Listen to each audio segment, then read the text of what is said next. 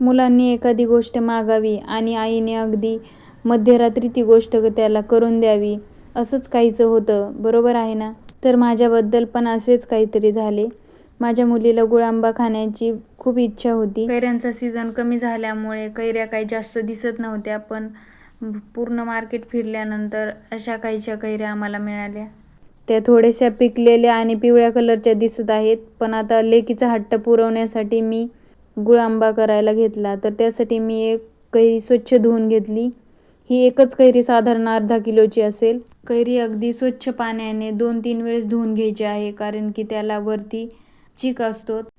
कैऱ्या धुवून घेतल्यानंतर त्याला स्वच्छ पुसून घ्यायच्या आहेत, अगदी कोरड्या करायच्या. त्यानंतर चाकूने त्याच्या वरच्या भागावरचे जे देठ आहे ते पूर्ण काढून टाकायचे.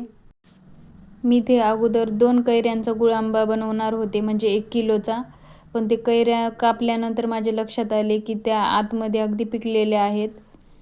त्यामुळे मी एकाच कैरीचा गुळांबा बनवत आहे अर्धा किलोसाठी. तर इथे आपल्याला मोठ्या किसणीने ही कैरी किसून घ्यायची आहे. त्यानंतर अर्धा किलो कैऱ्या आहेत, तर त्यासाठी मी 300 ग्रॅम गूळ घेतलेला आहे. तसं तर गुळांब्याला गूळ जास्त लागतो, पण ह्या कैऱ्या खूप गोड होत्या, त्यामुळे मी अर्धा किलोमधला एवढा गूळ बाजूला काढून ठेवलेला आहे. आता एका कढईमध्ये 2 चमचे तूप टाकलेले आहे. तूप चांगले गरम झाले की त्यामध्ये हा किसून घेतलेला कैरीचा किस सर्व टाकून घेतलेला आहे. कैरीचा किस तुपामध्ये परतून घेतल्यानंतर गुळांब्याला खूप छान टेस्ट येते. कुणी जास्त परतून न घेता डायरेक्ट त्यामध्ये साखर किंवा गूळ घालते, पण तसा गुळांबा जास्त दिवस टिकत नाही. तर अशा प्रकारे जर तुम्ही तुपावर त्याला व्यवस्थित परतून घेतले तर तो गुळांबा जास्त दिवस टिकतो. आपण लोणचं बनवण्यासाठी जशा कैऱ्या वापरतो तशा टाईपच्या जर कैऱ्या असतील तर अशा प्रकारे जर तुम्ही गुळांबा करून ठेवला तर तो 7 ते 8 महिने बिना फ्रीजचा बाहेरसुद्धा खूप छान राहतो.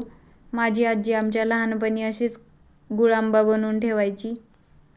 तर तिच्याच पद्धतीने मी इथे गुळांबा बनवत आहे, पण माझी कैरी पिकलेली आहे त्यामुळे ती काही जास्त दिवस टिकणार नाही. आता कैरीचा किस 5 ते 7 मिनिटे तुपावर परतून झाल्यानंतर त्यामध्ये मी चिरून घेतलेला गूळ टाकलेला आहे. गूळ टाकल्यानंतर असे झटपट हलवून गूळ वितळेपर्यंत त्याला सतत हलवत राहायचे. गूळ चांगला वितळला की शेवटी आपण यामध्ये 1 चमचा साखर आणि विलायची मिक्स करून मी वाटून घेतलेली पूड टाकलेली आहे. गूळ घालून घेतलेल्या पदार्थांमध्ये जायफळाची पूड खूप छान लागते, खूप छान फ्लेवर येतो पदार्थाचा, त्यामुळे मी इथे जायफळ किसून घातलेले आहे. तुम्हाला जर जायफळ आवडत नसेल तर तुम्ही ते स्किपही करू शकता.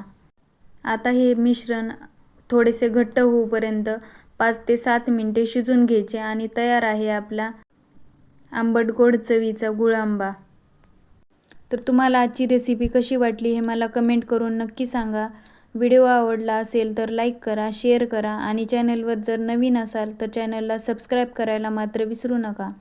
पुन्हा भेटूया अशाच एका सोप्या रेसिपीसहित. तोपर्यंत धन्यवाद.